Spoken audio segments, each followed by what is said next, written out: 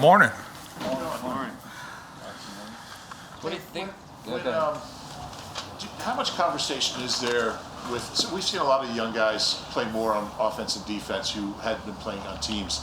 What's the conversations like as far as the offensive and defensive coaches watching those guys on teams and kind of getting a sense of what kind of players they are, and how does that back and forth go? Throughout the whole, season, you just see these guys get better and better. And in terms of like the conversations we have, offense, defense, and special teams, we're just trying to put the best 11 out for each phase. So with the offense and defense, if a guy is helping us out on special teams in one certain phase, we'll keep using him and seeing him grow. For a prime example has been Zach McPherson from the defense. He's been getting better and better each week, and especially this past week against New Orleans was probably his best game. There's been some roller coaster games with Zach, but I think he's done an outstanding job. And a big, helping hand has been Tyler Brown. He comes up every Tuesday, and they talk gunner, they talk vice. Then we just talk different, approaches on kickoff coverage. And you saw last game he had 2 inside the 20 that helped us set up long field. So I think just the progress and how Coach Sirianni has been saying, getting 1% better every day. I think these young guys have been doing that, especially in the special teams phase. And I've always reiterated this, that I love to see a special teams guy starting on offense and defense. So in any way I can help them in that capacity is all good for me. Mike, in your first year with Chip and Fip, you guys really cultivated a lot of guys that were special teams first players. It seems like you guys are starting to do that a little bit more here as the weeks go on. Why do you think the front office has put such an emphasis on that third phase with the roster count? Yeah, it's different by every team you go on. I think Howie and Nick have done an outstanding job getting players that have, special traits that can help out this team win. And you could tell, especially this last game against New Orleans, going up against a very good unit that Darren Rizzi had put together. They stepped up to the plate. And, once again, this is a team game. And, everyone, offense and defense, but special teams plays a big part, especially as you get later into the season. So getting these guys the opportunity to go out and show out on different phases, coverages, returns, just to help our team, that's what we want to do. I've said earlier, we just want to be that extra spark that helps this team, and I thought they played really well this past week, and we just want to keep that going after a couple down weeks in our eyes. They've bounced back really, really well in the Denver game and in this New Orleans game. You've been around some hot kickers in your career. In those situations, what's your approach? Do you stay away from them like a guy in a no-hitter? Do you coach them up in between kicks? What's the approach in that spot? For myself, I almost I consider myself almost like a caddy throughout the week. Like we talk, obviously I never kicked field goals in the NFL or in college, but I'm more of the guy that, wants to talk to Jake and Aaron in terms of, hey, think of this game plan here and there. Obviously, I'm not going to, change anything. If we do have something, Tyler Brown's done a great job, obviously, with his dad being Randy Brown up in Baltimore. They have more of a thumb on kicking techniques and everything. But for myself, I just try to keep them loose and talk to them about different stuff in terms of, the mental aspect of it. And when they go out there, they're right now, they're a well-oiled machine between Jake, Aaron, and really it all starts with Rick. Rick serves a great short snap. It makes it easier for Aaron to hold, and it takes the mind off Jake of where the laces are and everything like that. So in terms of, mechanically, they do it for so long.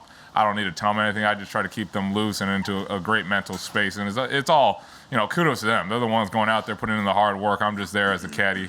Hey, maybe you want to do this on this situation, then let them go out and play. What's your evaluation of how the kick and punt return is going right now? And is there any thought of switching up or toying with the returners at all to try some different combinations?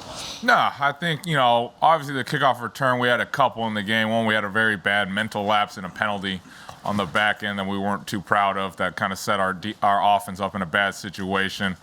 Then another one, we just let a guy run free, but the good thing is, how I look at it is glass half full. We came back off that last kickoff return and we set our offense up past the 25-yard line because we kind of tightened it up, got to what we needed to do. And Jalen's done an outstanding job in terms of kickoff return. As a kickoff returner, you really don't have a lot of, say you could make a great cut off the back door and that's all on the kickoff return. But it's the other 10 guys that we have to be mentally prepared for anything, especially in these later months with guys, keeping the ball in play and everything. We just got to be, pretty honed in on what we want to do when guys move around different safeties, different type of kick locations. But I think Jalen's done a great job. Then in terms of the punt return, the last 2 weeks, I know it doesn't show, the splash play, but, I look at his punt return almost like a boxer. You got to give these body blows, these 10 yards, these 12 yards, these 13-yard returns. Then maybe, when they let their guard down after getting gashed a couple times, you hit the big one. But I thought Jalen's done a great job so far in terms of fielding the ball. He's catching the ball great. There may have been one opportunity in the New Orleans game where he probably should have just fair caught, and we lived to see another down, probably at the 7-yard line on that plus 50.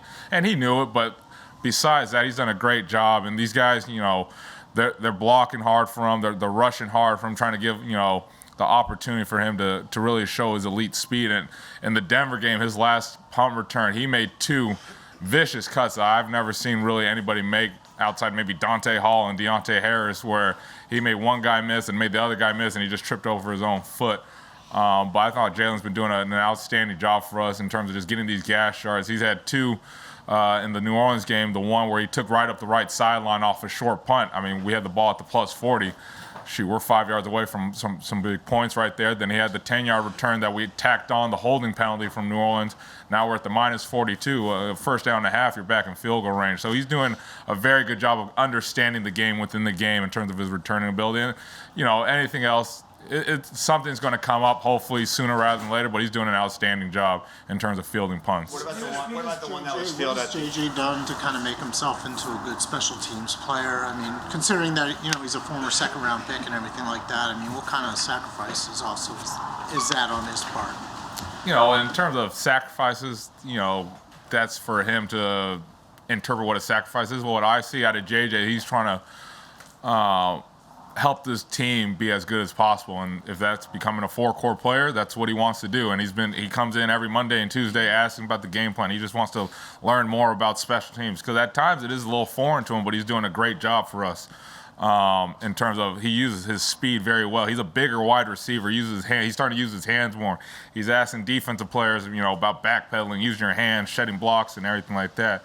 So for JJ, it's been a pleasant surprise from when I first met him out in the spring, then tell him kind of, Coach Sirianni really emphasized defining the role, and he's been taking on this role, and, the fruits of his labor paid off. I mean, that big 23-yard catch right there kind of gave us that extra boost to finally finish the deal against New Orleans. And he came out, he made Deontay Harris stop his feet on one of the kickoffs, and Kayvon made a tackle right there. So he's been doing an outstanding job, and he just wants to keep getting better and better just to help this team. That's all we want to do in the special teams unit. You mentioned the punt that Jalen, the one you second guessed. What about the one that he fielded on the 3 where he's kind of moving back? Were you okay with that one?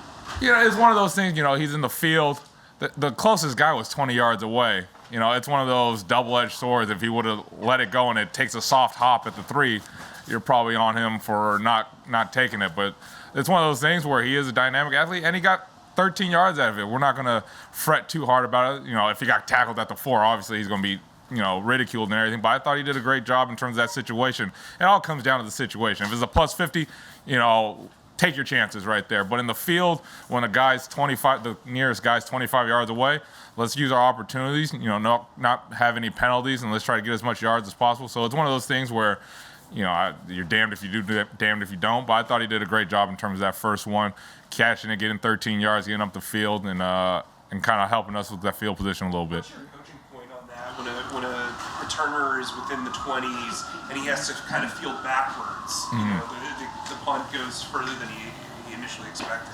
Yeah, it all depends on where the original starting point is. If it's at the minus 45, 50-yard line, we have a set, line to put your heels at, and if you feel like you take a step backwards, we'll take the chances there. In the field, the guy hit a bomb. I mean, he hit a 62-yarder that carried with him a little bit. And it's one of those things where he's getting back, but it's also those things where he doesn't feel any pressure right there. So he has 20 yards, get up the field, get 10, 12 yards right there, fall forward, you're at the 18, 20-yard line. It's no different than a touchback. So it's just one of those things, understand where you are on the field. And once again, I wouldn't take that return back whatsoever. I thought he did a good job getting up the field and right there, getting to the 16-yard line. You mentioned Tyler before. Obviously, his dad has been with Tucker for a really long time. A couple teams have kicking specialists, but not a lot. Do you see Jake tapping into him when it comes to the mechanics and things like that?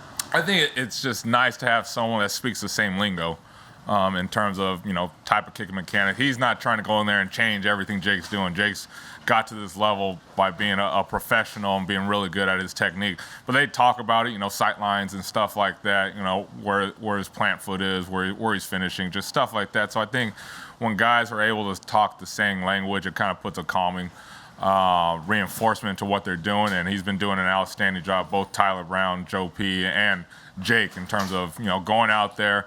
When our numbers call, we're going out there and trying to put some points on the board, which has been outstanding for us. Where has Zach McPherson improved from earlier? You mentioned it was kind of a roller coaster. Where has he improved? I think just playing football. It's so hard. You come from college and everything. You're the main guy playing corner and stuff like that. Then you get put in this role where you're the first corner off the bench, where you have to make your money on, especially. And I think he's identifying stuff a lot more. He's playing with a little more violence in his hands. He's always played with great speed. There's nothing doubting that. The one thing you can really tell is with Zach, he cares about everything he does. He comes in, he asks questions, he wants to do good for the whole team. He does it from every phase, whether it's kickoff return, punt return, field goal block. He's trying to go out there and put, the best film he possibly can, and it's helped us out a lot in terms of, especially in our coverage phases and kickoff, against a very dynamic returner in Deontay Harris, getting down there inside the 20, creating a long field for our defense has been outstanding. So I think Zach has just keep growing and gets more confident. And I mean, it really showed this game because after he made those plays, you saw him hype up the crowd. You saw him, get energized, get energetic. Even when Aaron hit that 53-yarder out of bounds at the 10, he's pumping up the crowd. So I think he's just, finding within himself, having fun, and playing at a pretty good level for us.